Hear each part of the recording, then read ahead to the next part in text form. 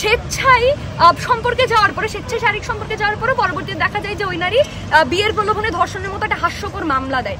এই ধরনের মানে মামলাগুলোর কারণে যেই নারীদের যে ধর্ষণ ইস্যুটা, এটা আসলে অনেকাংশেই যে ভুয়া মামলা হতে পারে, এই ধরনের একটা জিনিস তৈরি হয়। এবং ধর্ষণ মানে কেউ যদি ভুয়া মামলা করে তাহলে ফাঁসি হবে। এখন ভুয়া মামলা কখন হয়? আসলে এমনিতে তো জমি জমা উদ্দেশ্য প্রণোদিতভাবে ভুয়া মামলা অহরহ হয়। এটার কারণে যে মানে ধর্ষণের কথা বলছে 48 ঘন্টার মধ্যে বিচার করতে হবে, যে আসামি পক্ষ সে নিজেকে ইনোসেন্ট প্রমাণ করার মতো যথেষ্ট সময় দেখা গেল পাওয়া গেল না, অথবা যে বাদী পক্ষ সে দেখা গেল যথেষ্ট প্রমাণ হাজির করতে পারলো না, পরবর্তীতে সে রেপড হয়েছে এই জিনিসটা যদি সার্কামস্টেন্সিয়াল ভাবে বা কোনো এভিডেন্স দিয়ে সে প্রমাণ করতে না পারে, সে তার ফাঁসি হতে পারে। এই জায়গা থেকে কিন্তু ভিকটিম সামনে আসার জন্য সেই সাহসটা পাবে না। এই যে ভুয়া ধর্ষণ মামলা যে হয়, এই জিনিসটা নিয়েও কিন্তু আসলে সমাজে সচেতনতা তৈরি হওয়া দরকার। এটার পাশাপাশি পুরুষরাও কিন্তু ধর্ষিত হয়, এটার কিন্তু বাংলাদেশে কোনো ধরনের আইন নাই। পুরুষরাও যে ধর্ষিত হয়, এই বাংলাদেশে যে ধর্ষণের যে সংজ্ঞা, এই সংজ্ঞাটার মধ্যে কিন্তু পরিবর্তন আনা দরকার। এই পুরুষের ধর্ষণটাও কিন্তু এই ধর্ষণের সংজ্ঞার মধ্যে অবশ্যই আসতে হবে। শুধুমাত্র নারী ধর্ষিত হয় ব্যাপারটা কখনোই এমন না। মানে ধর্ষণ বিরোধী যখন মঞ্চ ঘোষণা হয়, তো ধর্ষণ বিরোধী মঞ্চ বা এই যে ধর্ষণ বিরোধী আন্দোলনের বিভিন্ন প্ল্যাটফর্ম থেকে আমার ব্যক্তিগত রাজনৈতিক পর্যালোচনায় যেটা মনে হয়েছে যে সরকারের, আমাদের কিন্তু প্রথম যেদিন মেয়েরা রাজুতে আসে ওই দিন রাতের বেলা কিন্তু ওইখানে স্লোগান হয় যে এই দফা এক দাবি এক জাহাঙ্গীরের পদত্যাগ। আমি নিজেও এই স্লোগান লিড করছি।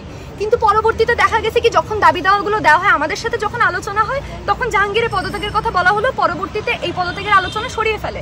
এবং এই প্ল্যাটফর্মে মূলত যারা ছিল বাকছাসের মানুষজন, আমার জায়গা থেকে মানে একজন আন্দোলনকারী হিসেবে আমার মনে হয়েছে যে সরকার বিরুদ্ধে যাতে না যায়, বা এই আইন উপদেষ্টা যে বাংলাদেশে আসলে আইন প্রয়োগ করতে ব্যর্থ হয়েছে, কিংবা যে স্বরাষ্ট্র উপদেষ্টা বাংলাদেশের মানুষের এই যে পরিমাণে ধর্ষণ না শুধুমাত্র খুন ছিনতাই এই ধরনের ঘটনাগুলো যে বেড়ে গেছে, এগুলো দমন করতে ব্যর্থ, প্রশাসনকে অ্যাক্টিভ করতে ব্যর্থ, তাদের আসলে দায়ী মুক্তি দেওয়ার জন্য এই ধরনের মঞ্চগুলো একই রকম ভাবে কাজ করছে।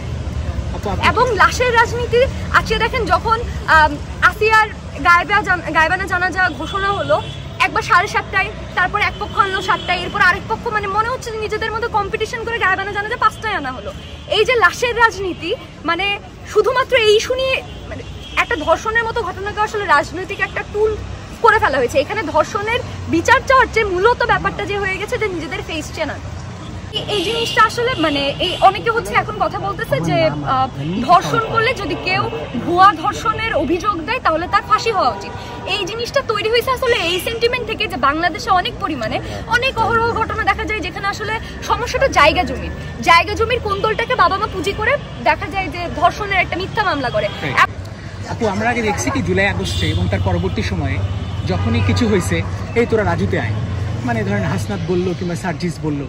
এখন যেটা হয়েছে, ফেসবুকে একটা স্ট্যাটাস ওই মেয়েকে উল্লেখ করে বা ওই ছেলেকে উল্লেখ করে সেই স্ট্যাটাসটা এবং ইম্প্যাক্টও ফেলে, 1.5 লাখ লাইকস হয়, অনেক মানুষ কমেন্ট করে। এইটাই নাকি? এবং লাশ নিয়েও রাজনীতি অনেকে বলছে, আমি না, যেমন মাগুরা যাওয়া হচ্ছে এবং সিএমএইচে দৌড়ায় গেছে ক্যামেরাটা দখল করতে হবে। এটাকে আপনি কি বলবেন? আচ্ছা, এই